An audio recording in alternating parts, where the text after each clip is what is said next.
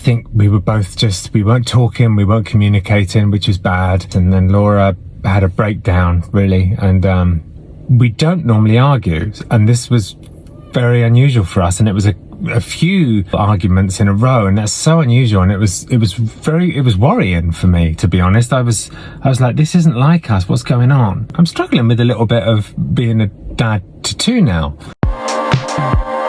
Hi, and welcome back to my little series on mental health and addiction struggles. Before we get started, please subscribe to my YouTube channel. It really helps. If you're on Instagram, link in bio. If you're on Facebook, get the link in the comments. And if you're on YouTube, but you're here already, just click the subscribe and click the little bell to never miss a video that I make. So this week, I want to touch on a difficult week we had. Laura had a real struggle last week with just post-baby blues and just feeling down, and I think we were bickering, but that's very unusual for us. We don't normally argue, but we found ourselves, I think we're just exhausted. You know, the transition from one baby to two has been a transition. I think we weren't talking, we weren't communicating, which was bad. I kind of was isolating in my own little world, feeling like a bit overwhelmed, and she was isolating in her world, feeling overwhelmed. And the problem was we weren't communicating, so we both felt alone with it, I think. So we ended up having, a few arguments, and then Laura had a breakdown, really. And it was sad. She made a video about it.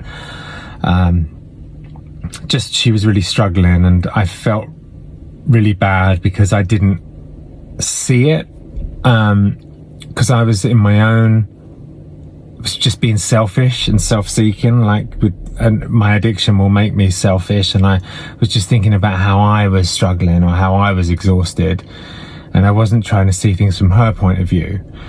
So I think we got ourselves into a bit of a pickle with it, because we don't normally argue, and this was very unusual for us. And it was a few little arguments in a row, and that's so unusual. And it was worrying for me, to be honest. I was like, this isn't like us. What's going on?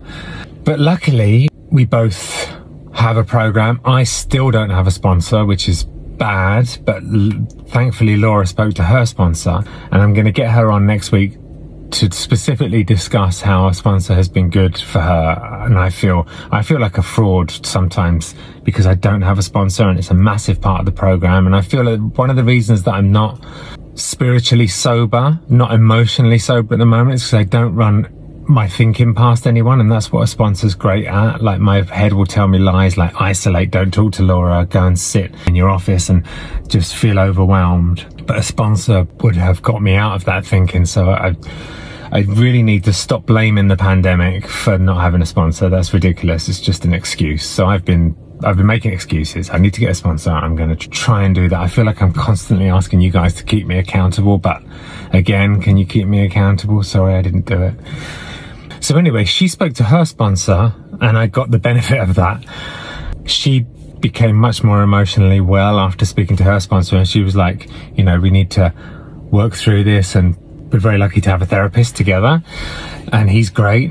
Dr. Armen, he did our brain scans, and ever since then he's sort of kept in contact, and we had a great sit down Zoom with him.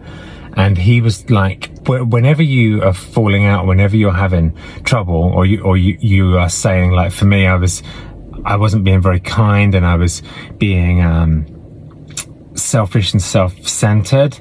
He was like, ask yourself, does it fit? Like, what do you want from your relationship? We want to have a kind, loving, passionate relationship.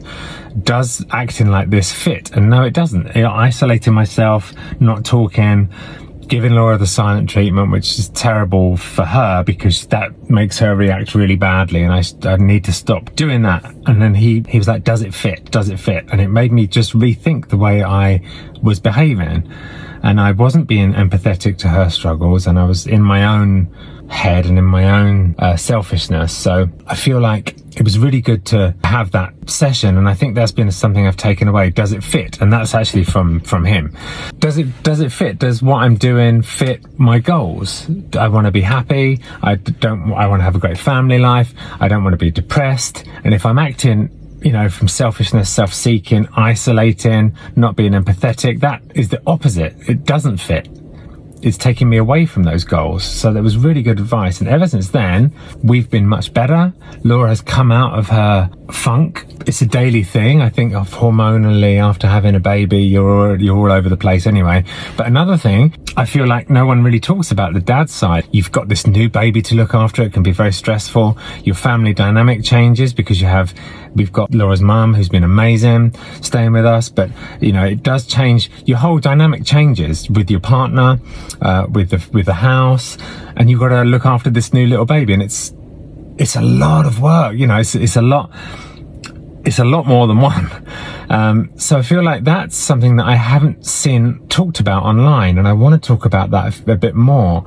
So as a dad, I realized I've got to be supportive to Laura. I've got to see her struggles, and I've also got to deal with my own mental health and my own struggles, because I am struggling with the dynamic change, and I'm struggling with a little bit of being a dad to two now. So I've got to open up and talk about that, and I need to get a sponsor to do that. So yeah, I just wanted to touch on those things today, really. What I learned was, does it fit? Is what I'm doing and what I'm about to say, does it fit with my goals? And I've got to accept that it's hard for also dad's mental health. I can't just expect everything to just be the same as it was before, because it's going to be an adjustment. What do you guys think? What gets you out of arguments? What helps you let it go? And what do you think is useful tips for dads with new babies? Let me know in the comments, because I do want to know, and I am really interested to find out your take on this. It's been great to talk to you again. I love you guys. Thank you for helping me stay sober this week, as always. And next week, let's talk about something else.